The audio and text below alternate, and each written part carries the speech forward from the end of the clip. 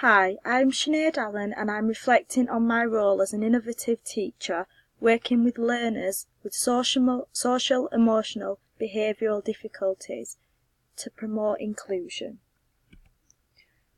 So using Gibbs' cycle of reflection to aid the structure of this vlog, I will reflect on myself as an innovative practitioner and outline the ways I feel I have adapted my teaching throughout my career in education in order to promote an inclusive learning environment for the students I teach.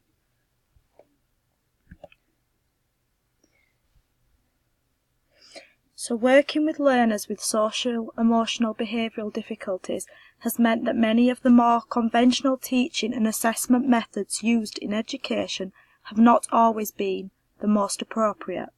When delivering lessons, learners can often become distracted and disengaged. This is why I have found myself trying to embed much more innovative ways to cater to their needs and gauge their interests. One of my main aims as a teacher is to promote inclusion, as many of my learners have been excluded from schools or placed in the care system of local authorities. I am clear that my personal goal as a teacher is to use my influence to create a fully inclusive learning environment in the classroom in order to provide a positive learning experience for students who are often disengaged with education and sometimes within the community when they join the school.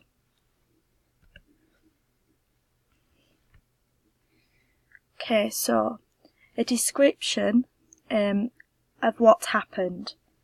In one particular lesson, when teaching about government dietary requirements, the learners became agitated and uninterested. The use of statistical data and reference intake tables was overwhelming them, and they began talking amongst each other and defacing their work booklets. These are common disruptive behaviours.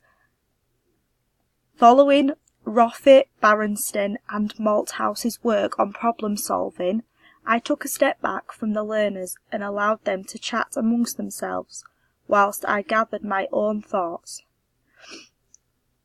I spoke to the inclusion leader working with me and asked for some feedback regarding my approach, which I found the feedback from the colleague to be very constructive.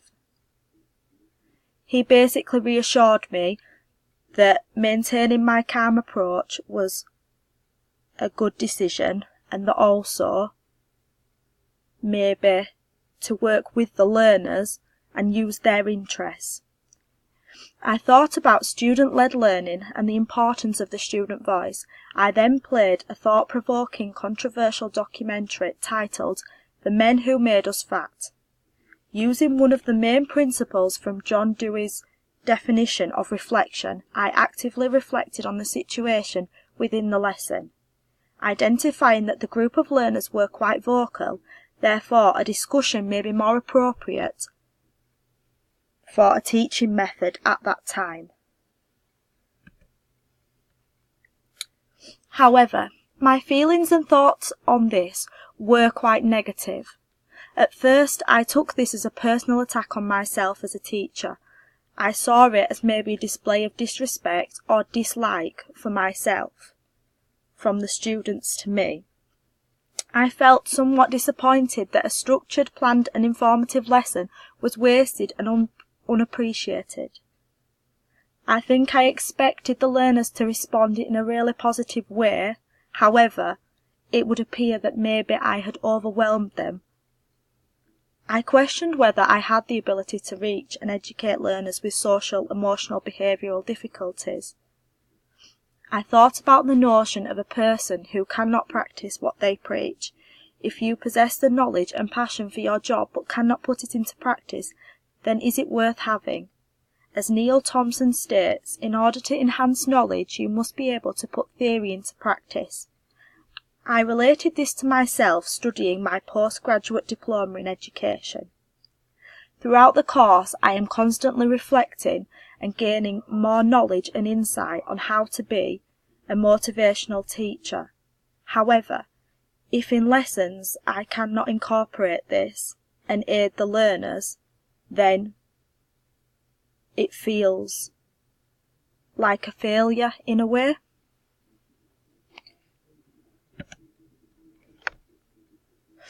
After reflecting on the situation and evaluating the good points and bad points about the experience, I did consider that the learning outcomes of the lesson were not necessarily achieved, as we did not compare our own daily meals to the government recommended amounts in order to create awareness of what we were eating, which is what I had aimed to do with the learners. However, we did look at the obesity crisis and how factors such as media, brands, supermarkets influence our food choice in general. As a practitioner, this highlighted the importance of me understanding my learners on an individual level well enough to know how lessons presented in a certain way can either engage or disengage them and display their strengths to help them build on their self-efficacy.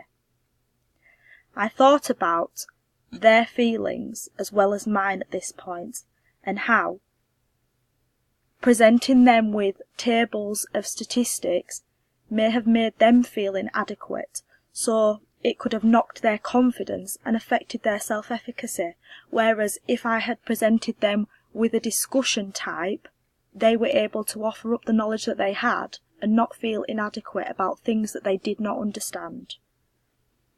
Although the experience had made me feel slightly inadequate as a teacher, upon reflection it had also encouraged me to consider my own personal values and what I felt were my fundamental aims as a teacher. Creating an inclusive learning environment for my learners may mean I need to work towards thinking outside of the box whilst ensuring they are accessing the relevant knowledge in a way that best suits them. Because taking a step back and looking at a situation, you can understand other people's points of view and not just your own. And at the core of my aim is my learners, therefore their needs should be the most important, and meeting them should outweigh all other objectives. Through analysis, what sense have you made of the situation? The experience reminded me that flexibility is a vital key skill when working with learners with social, emotional, behavioural difficulties. I often talk about people not being flexible enough to deal with children or learners who present difficulties and not understanding or empathising with them. But I found myself also putting my own feelings before theirs and not empathising as to why they had responded in such a negative way in the format that I had presented the work. Upon reflection of my teaching, I feel it is important to continue to develop as a professional, continue to work on myself and develop my approach to best suit the needs of my learners. Following Kolb's learning cycle, gaining concrete experience and reflecting through observation is part of learning how to be a teacher, whilst the use of abstract implementation in order to achieve inclusivity and ensure all learners are reached. Time constraints can often hinder this, however, as lessons are only 40 minutes long, so it can be sometimes difficult to set learners off with slightly different tasks and monitor the learning throughout the lesson from each other. I could aim to overcome this with the use of my support staff, but also evaluation sheets at the end of the lesson to see how well they have done on the work and how they have found it. Also, the use of more innovative teaching methods such as open discussions can sometimes be frowned upon by senior leadership teams because there is opportunity for inappropriate conduct if the discussion is not carefully managed. However, it can be argued that change is often unsettling for both staff and students, and that unless new methods are managed carefully, change programs have a high likelihood of failure. It is my belief that if an approach is not meeting the needs of all the learners, then the situation should be reflected upon and changed. Change may be necessary. In the case of the lesson I had planned, that looked really good on paper, upon reflection, that lesson does need to be changed and adapted to a more innovative format. Reflecting is an ongoing process that can help me to become more critical when evaluating situations and assessing strengths and weaknesses. This is key when aiming to create awareness and implement positive changes. To conclude about what else I could have done, in the future I aim to use innovative ways throughout my teaching to promote inclusion through my reflection, and establish prior knowledge to ensure it is set at the correct level. I will use a step-by-step approach, teaching in broken down sections, including practice skills and repetition. This is to ensure that knowledge is solidified and that all learners are working at the correct level for themselves through differentiation. This will avoid them feeling inadequate and help to heighten their self-efficacy. The plan of action I have for the future. I will tackle this by my online virtual cookbook, because it uses social interaction and incorporates a two-way communicative relationship between student and learner outside the school environment. This helps learners to make their own recipes working independently and construct their own ideas. The range of recipes incorporated dishes that learners have selected to make up the podcast. They have all actively participated in the collection of recipes, giving them choice and opinion. I think this enables them to feel part of constructing something positive as a class group. It also outlines the views of the social constructivist theory, that knowledge can be constructed based on personal experiences and their understanding of the classroom environment. Learners can use each other's expert knowledge to broaden their own. They can share things through the use of social media, which is current and relevant to them, and also gain positive constructive feedback from one another. The sensory box will also help to reach learners with all learning styles outlined by the VAC model, visual, audio and kinesthetic, as it uses all of the senses to establish learning and create an inclusive learning environment. This ensures that no learner will be sat in a classroom feeling as though they can't access the learning because they struggle to use written text or they struggle to watch PowerPoints, because they can stand at the front and get a hands-on experience using the box to either smell, taste, test, feel, or describe something. The references that I wanted to refer back to. I'll just go back to my reflective cycle.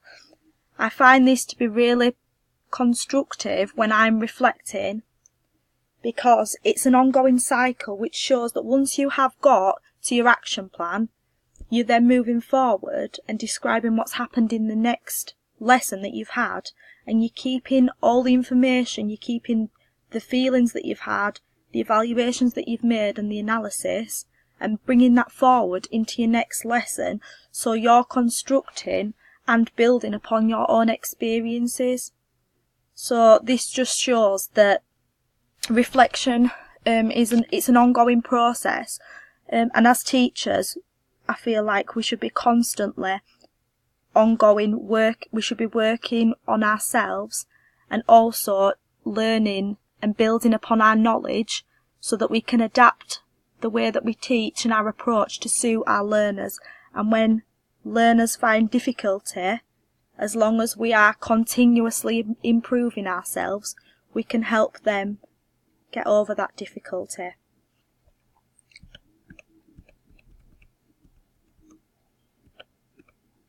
So that's about it. So thank you for listening.